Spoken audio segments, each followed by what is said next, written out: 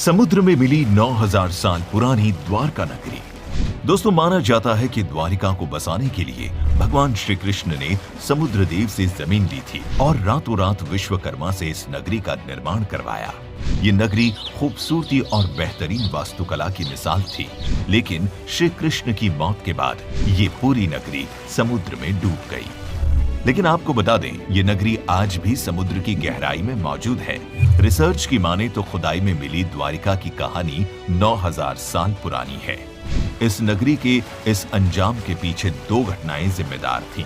एक माता गांधारी द्वारा दिया गया श्राप और दूसरा ऋषियों का अपमान किए जाने पर उनके द्वारा भगवान श्री कृष्ण के बेटे सांब को मिला श्राप।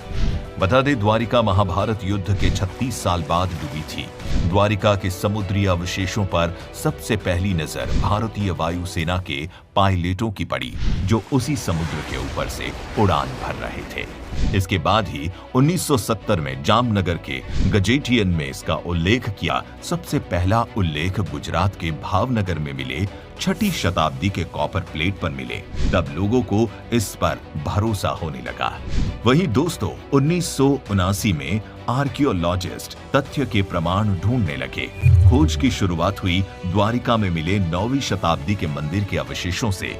इतना ही नहीं, खोज बढ़ते बढ़ते अरब सागर तक पहुंच गए। 860 मीटर लंबी द्वारिका की दीवार भी थी, जिसकी बनावट महाभारत के द्वारिका विवरण से मिलती है।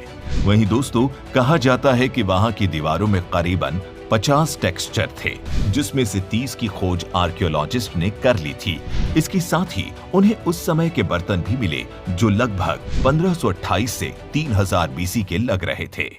ये सभी चीजें इस बात को चीख चीख कर बयां करती है कि द्वारिका आज भी समुद्र के अंदर मौजूद है।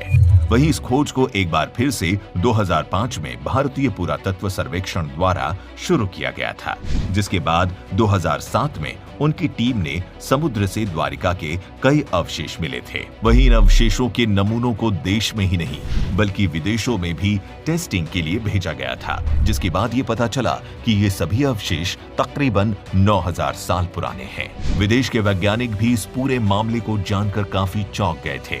दोस्तों, विशेषज्ञों ने समुद्र के अंदर ही नहीं बल्कि जमीन के अंदर भी खुदाई की, जहां 10 मीटर की गहराई पर सिक्के और कई तरह की कलाकृतियां भी प्राप्त हुई।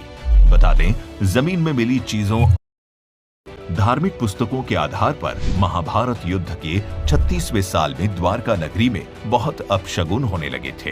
कान्हा ने सभी यदुवंशी पुरुषों को तीर्थ पर जाने के लिए कहा। इस पर सभी लोग द्वारका नगरी से तीर्थ के लिए निकल गए। वहीं प्रभास क्षेत्र में आने पर विश्राम के दौरान किसी बात पर ये लोग आपस में भिड़ गए।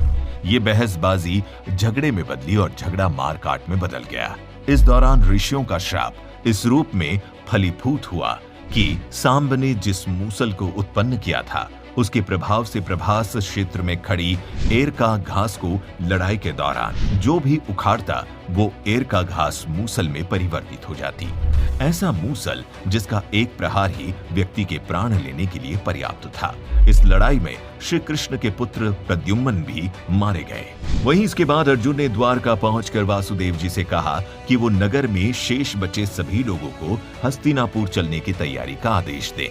फिर अर्जुन ने प्रभास क्षेत्र जाकर सभी यदुवंशियों का अंतिम संस्कार किया। अगले दिन वासुदेव जी ने प्राण त्याग दिए। उस पर उनका अंतिम संस्कार कर अर्जुन सभी महिलाओं और बच्चों को लेकर द्वारका से निकल गए। जैसे ही उन लोगों ने नगर छोड़ा, द्वारका का राजमहल और नगर समुद्री में समा गई। उसी नगरी के पिलर और अवशेषों के बारे में समुद्र से जुड़ी अलग अलग रिसर्च के दौरान जानकारी मिलती रहती है।